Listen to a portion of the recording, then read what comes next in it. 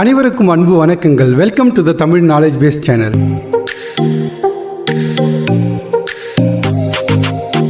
இன்றைய காலகட்டத்தில் மின்னஞ்சல் அதாவது இமெயில் இல்லாத எதுவுமே இல்லை அப்படின்னு சொல்லலாம். அந்த வகையில் அனைவரும் பயன்படுத்தக்கூடிய இந்த இமெயில் அட்ரஸை எப்படி கிரியேட் பண்றது அப்படின்றத பத்தி தான் இந்த காணொலி. நம்மில் பெரும்பான்மையோர் பயன்படுத்தக்கூடியது இந்த ஜிமெயில் இல்லையா? அந்த ஜிமெயில் அக்கௌண்ட் எப்படி கிரியேட் பண்றது அப்படின்றத பத்தி தான் இந்த காணொலியில் பார்க்க போறோம். ஸோ ஜிமெயில் அக்கௌண்ட் ஃபர்ஸ்ட் எப்படி கிரியேட் பண்ணணும்னா ஜஸ்ட் கூகுள் போய்க்கோங்க. கூகுளில் போயிட்டு ஜிமெயில் அப்படின்னு டைப் பண்ணிட்டு சைன் அப் அப்படின்னு செகண்ட் வரும். ஜஸ்ட் செலக்ட் பண்ணிக்கோங்க. இந்த மாதிரி ஃபர்ஸ்ட் ஒரு லிங்க் வரும், அதாவது கிரியேட் யுவர் கூகுள் அக்கௌண்ட் அப்படின்னு வரும். ஜஸ்ட் அதை கிளிக் பண்ணிக்கோங்க. அதை கிளிக் பண்ணீங்கன்னா இந்த மாதிரி ஒரு விண்டோ வரும். அதாவது first create your Google account அப்படின்ற பேஜ் வரும். ஸோ ஃபர்ஸ்ட் நேம் நான் என்ன பண்றேன்னா டெஸ்ட் அப்படின்னு கொடுக்குறேன். லாஸ்ட் நேம்ன்றது உங்க பேர் என்னவோ நம்ம கொடுத்துக்கலாம். ஓகே, இல்லை நம்ம செல்வா அப்படின்னு நம்ம கொடுத்துக்கிறோம். யூசர் நேம்ன்றது இதுதான் ஒரு இம்பார்ட்டன்டான விஷயம். அதாவது நம்ம பயன்படுத்தக்கூடிய யூசர் நேம் யூனிக், அதாவது வேர்ல்டில் ஒரு இமெயில் அட்ரஸ் தான் இருக்கும் அந்த நேம்ல. இப்போ உதாரணமாக என்னோட பேர்ல ஒரு அக்கௌண்ட் கிரியேட் பண்றேன்னா இந்த வேர்டில் அந்த ஜிமெயிலில் என்னுடைய நேமில் என்ன கிரியேட் பண்ணுறனோ அது மட்டும்தான் இருக்கும். ஸோ அந்த வகையில் நம்ம இந்த கொடுக்கக்கூடிய இந்த யூசர் நேம் யூனிக்காக இருந்தால் மட்டும்தான் அதை அக்செப்ட் பண்ணணும். உதாரணமாக இப்போ என்னோட பேர் நான் கொடுக்குறேன்னு வச்சுக்கோங்களேன். இப்படி உங்கள் மாதிரி நீங்கள் இதே மாதிரி உங்களுடைய நேம் கொடுத்துக்கலாம். இப்படி நீங்கள் கொடுத்தீங்கன்னா இங்கே பாருங்கள், இந்த யூசர் நேம் இஸ் டேக்கன் அப்படின்னா என்னன்னா ஆல்ரெடி இந்த இமெயில் அட்ரஸ் யாரோ யூஸ் பண்ணிட்டு இருக்காங்க. ஸோ அதனால வேற கொடு அப்படின்னா அதுக்கு பதிலாக நான் இப்போ சிம்பிளாக கொடுக்கணும்னா ஜஸ்ட் 1 2 3 அப்படின்னு கொடுக்குறேன். இது இதுவுமே யூஸ் பண்ணியிருக்காங்க.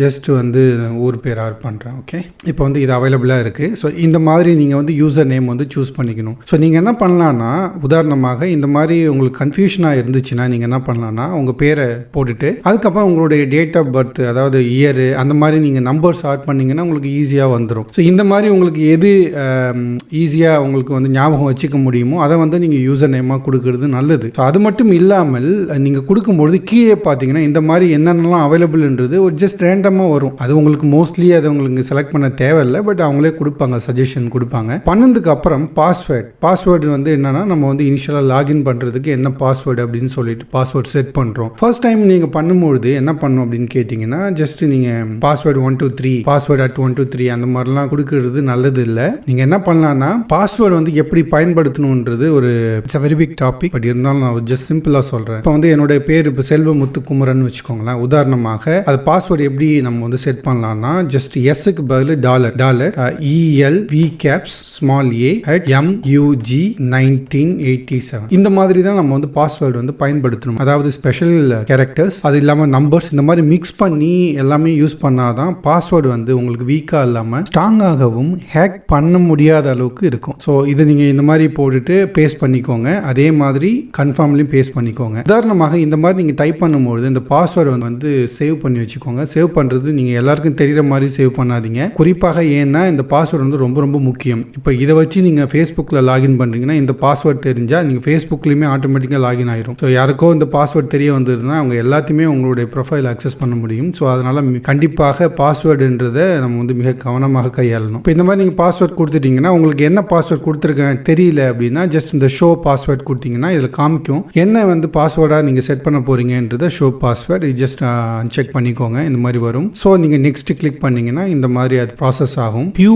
Optional, but few mandatory. Optional என்னன்னா நீங்கள் ஃபில் பண்ணலாம், பண்ணாமலும் இருக்கலாம். ஆனால் இந்த மாதிரி இதெல்லாம் மேண்டேட்ரி ஃபீல்ட்ஸ், இது நம்ம கட்டாயம் பண்ணியே ஆகணும். ஸோ அதனால நீங்கள் ஜஸ்ட் டே உங்கள் டேட் ஆஃப் பர்த் என்னவோ அதை நீங்கள் ஜஸ்ட் செட் பண்ணிக்கோங்க. பண்ணிட்டு அதுக்கப்புறம் என்ன ஜெண்டரோ அதை நீங்கள் செலக்ட் பண்ணிக்கோங்க. அதுக்கப்புறம் ஜஸ்ட் நீங்கள் கிளிக் பண்ணிக்கோங்க. நெக்ஸ்ட் பிரைவசி அதாவது டேர்ம்ஸ் அண்ட் கண்டிஷன்ஸ் வரும். நீங்கள் ஜஸ்ட் இதை நீங்கள் கோ த்ரூ பண்ணிட்டு அதுக்கப்புறம் ஜஸ்ட் அக்ரின்னு கொடுங்க. ஜஸ்ட் அக்ரி அப்படின்னு கொடுத்ததுக்கு அப்புறம் என்ன ஆகும்னா ஜஸ்ட் ஒரு 2 செகண்ட் எடுத்ததுக்கு அப்புறம் அது கிரியேட் ஆயிடுச்சு. பாத்தீங்களா? இப்போ கிரியேட் ஆனதுக்கு அப்புறம் எப்படி கிரியேட் ஆயிடுச்சு அப்படி செக் பண்ணும் அப்படின்னு கேட்டீங்கன்னா இங்க போனீங்கன்னா மேலே இப்படி கிளிக் பண்ணீங்கன்னா இந்த மாதிரி செல்வமுத்துக்குமரன் சிதம்பரம் அப்படின்றது கிரியேட் ஆயிடுச்சு. இந்த மாதிரி உங்களுக்கு ஐக்கானோட வந்துடும். அது மட்டும் இதுல பாத்தீங்கன்னா இந்த ஜிமெயில் அப்படின்னு கிளிக் பண்ணீங்கன்னா இன்னொரு பேஜுக்கு இது நேவிகேட் ஆகும். நேவிகேட் ஆனதுக்கு அப்புறம் இங்க பாத்தீங்கன்னா இந்த மாதிரி உங்களுக்கு ஜிமெயில் அக்கௌண்ட் ஓப்பன் ஆகும். அதில் போனீங்கன்னா நீங்க வெல்கம் இமெயில்லாம் வந்திருக்கும். ஸோ அதை பார்த்து பார்த்து நீங்கள் கன்ஃபார்ம் பண்ணிக்கலாம் இமெயில் அட்ரஸ் கிரியேட் பண்ணிச்சு அப்படின்னு. யூஸ்வலாக நீங்கள் வந்து ஜஸ்ட் கரெக்டான யூசர் நேம், பாஸ்வேர்ட், அப்புறம்